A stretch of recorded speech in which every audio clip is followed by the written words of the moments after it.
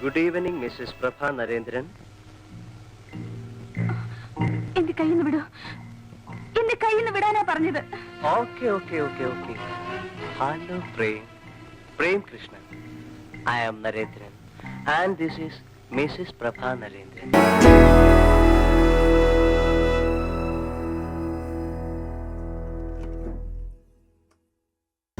നരസിംഹമൊക്കെ തിയേറ്ററിൽ ഓടുന്ന സമയത്ത് തിരുവനന്തപുരം ശ്രീകുമാറിൽ നരസിംഹവും ശ്രീവിശാഖയിൽ വാനപ്രസ്ഥമായിരുന്നു. അന്നൊക്കെ ഞാൻ ടീനേജിലെത്തി. കുറച്ചുകൂടെയൊക്കെ സിനിമ സീരിയസ് ആയിട്ട് ഒക്കെ ചിന്തിക്കുന്ന കാണുകയൊക്കെ ചെയ്യുന്നൊരു സമയത്ത് ഞാൻ ഇങ്ങനെ വിചാരിച്ചുകൊണ്ട് ഇത് രണ്ടും ഒരാൾക്ക് എങ്ങനെയാണ് കഴിയുന്നത്.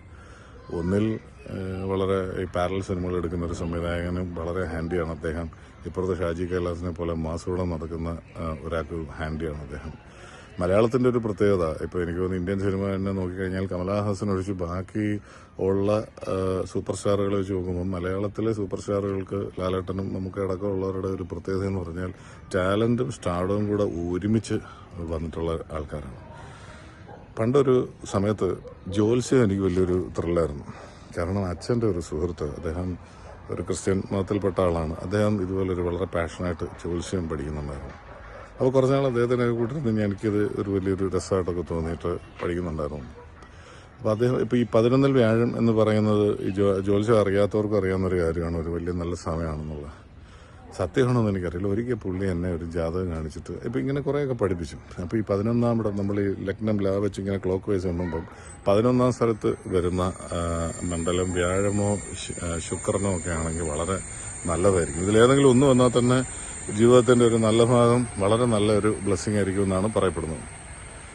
എന്നെ ഒരു ജാതകം പുള്ളി കാണിച്ചിട്ട് ചോദിച്ചു, ഇത് എങ്ങനെയുണ്ട് ഈ ജാതകം, ഇത് ആരുടെയാന്ന് പറയാമെന്ന് ചോദിച്ചു. ഞാനിത് നോക്കിയപ്പം എൻ്റെ അന്നത്തെ, ഇപ്പം മറന്നുപോയി, അന്നത്തെ ഒരു ഇത് വെച്ചിട്ട് എനിക്ക് തോന്നിയത് ഇന്ത്യൻ പ്രധാനമന്ത്രിയുടെ ആയിരിക്കാം, അല്ലെങ്കിൽ ഒരു റിസർവ് ബാങ്ക് ഗവർണറിൻ്റെയോ വല്ലതും ആയിരിക്കാം.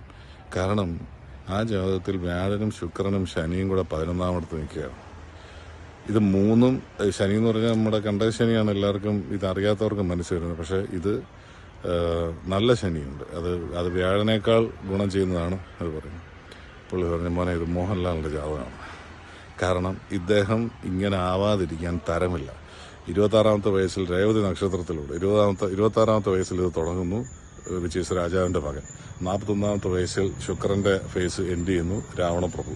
കൃത്യം പ്രജ തൊട്ട് മറ്റൊരു ഫേസ് തുടങ്ങുന്നു. ഇങ്ങനെയൊക്കെയാണ് പറഞ്ഞത്. എനിക്ക് സത്യമാണോ അദ്ദേഹം കാണിച്ച ലാലേട്ടൻ്റെ തന്നെ ജാതകമാണോ എന്ന് പോലും എനിക്ക് അറിയത്തില്ല. പക്ഷെ ആ ഒരു ലക്ഷണമൊത്തൊരു ജാതകം മറ്റൊരിടത്ത് കാണാൻ കഴിഞ്ഞിട്ടില്ല.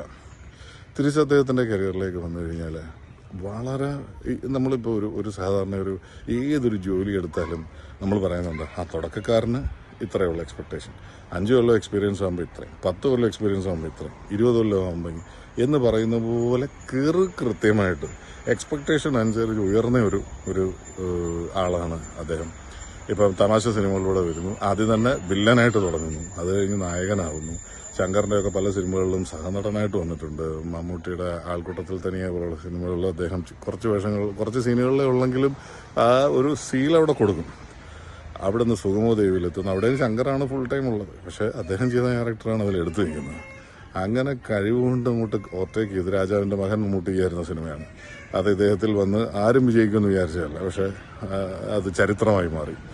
അത് കഴിഞ്ഞ് കുറേ വർഷങ്ങൾ കഴിഞ്ഞ് തമാശ സിനിമകൾ ശ്രീനിവാസന്റെയും മറ്റേ സത്യനന്ദിക്കാടിന്റെയും പ്രിയദർശന്റെയും ഒക്കെ തമാശ സിനിമകളിലൂടെ വരുമ്പോഴും അപ്പുറത്തെ ആക്ഷൻ സിനിമകൾക്ക് പുള്ളി ഹാൻഡിയാണ്. രാജാവിന്റെ മകനും ഗാന്ധിനഗർ സെക്കൻഡ് സ്ട്രീറ്റും നമുക്ക് വാർക്കാൻ മുന്തിരിത്തോപ്പുകളും ഒരു 2-3 മാസത്തെ ഗ്യാപ്പിൽ ഇറങ്ങിയ സിനിമകളാണെന്ന് ആലോചിച്ചത്. ഒന്നിൽ റൊമാൻറ്റിക് ഹീറോ, ഒന്നിൽ ആക്ഷൻ ഹീറോ, ഒന്നിൽ ഒരു സാധാരണക്കാരായ ഒരു തമാശക്കാരൻ, അല്ലെ ഇടനിലക്കാരൻ. അത് കഴിഞ്ഞ് 1 വർഷം കഴിഞ്ഞപ്പോഴും തൂവാനത്തുമ്പികൾ, 20-ാം നൂറ്റാണ്ട്, നാടോടിക്കാറ്റ്, ഇതും 1.5-2 മാസത്തെ ഗ്യാപ്പിൽ ഇറങ്ങിയ 3 ചിത്രങ്ങളാണ്. ഇതെങ്ങനെയാണ് ഇത് പറ്റുന്നത്? ഇതിന് ഇതുപോലെ ചെയ്യാൻ പറ്റിയ, അല്ല ഇത്രയും വെർസറ്റാലിറ്റി കഥാപാത്രങ്ങൾക്ക് കൊടുക്കാൻ പറ്റിയ മറ്റൊരു നടനുണ്ടോ എന്ന് തന്നെ എനിക്കറിയില്ല.